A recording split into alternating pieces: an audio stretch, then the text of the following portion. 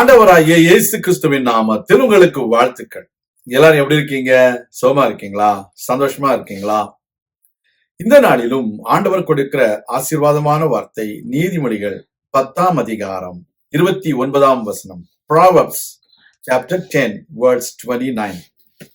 கர்த்தரின் வழி உத்தமர்களுக்கு அரண், அக்கிரமக்காரருக்கோ கலக்கம். அருமையான தேவனுடைய பிள்ளைகளே, கர்த்தருடைய வழியை நாம் தெரிந்து கொண்டு அதன்படி நாம் நடக்கும் பொழுது நாம் உத்தமர்களாய் காணப்படுகிறோம்.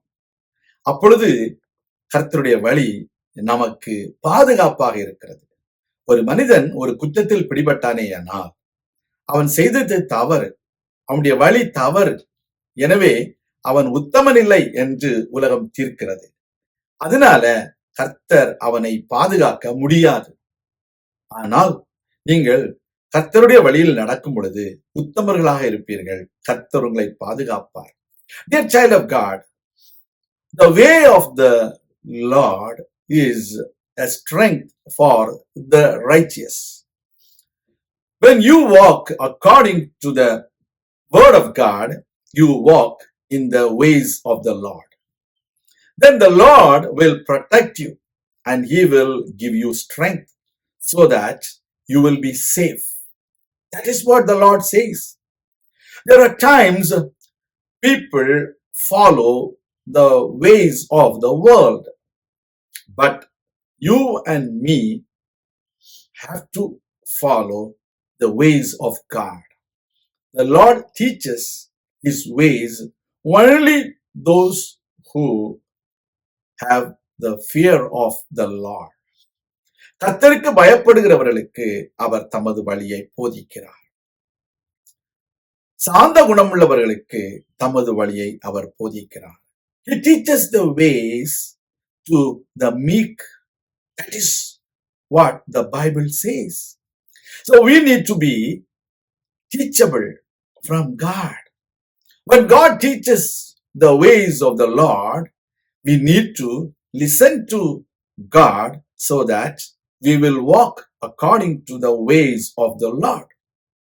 Then the Lord will be your strength. The Lord will be your protection.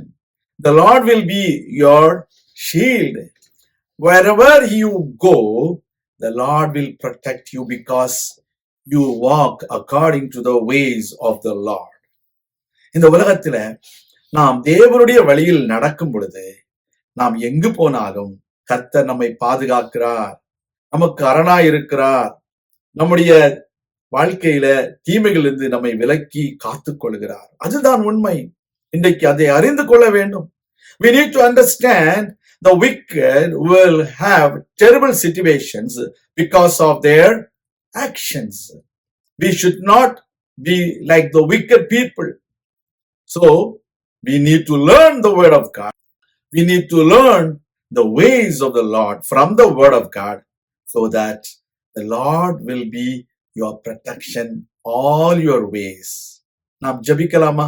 நம்முடைய வாழ்க்கையில ஆண்டவரே உம்முடைய வழியை எங்களுக்கு போதிக்க முடியாது. உம்முடைய சமூகத்திலே வந்திருக்கிறோம் ஆண்டவரே, எங்களுக்கு உம்முடைய வழியை போதித்தருளும். நாங்கள் உம்முடைய வழியில் நடக்கும் பொழுது நாங்கள் உத்தமர்களாக இருப்போம், உத்தமத்தில் நடப்போம், நாங்கள் உம்முடைய பாதுகாப்பிற்குள்ளே இருப்போம் என்று அறிந்து உமக்கு நன்றி செலுத்துகிறோம். யோபு தன்னுடைய உத்தமத்தில் இருந்ததினால நீர் அவனை பாதுகாத்தீரே. அதே போல எல்லா சூழ்நிலையிலும் நாங்கள் உத்தமர்களாய் உமது வழியில் நடக்க எங்களுக்கு கிருபை தாரும். இயேசு கிறிஸ்துவின் நாமத்தில் ஜெபிக்கிறோம் எங்கள் நல்ல பிதாவே, ஆமேன். கர்த்தர் தாமே உங்களை ஆசீர்வதிப்பாராக. ஆமேன்.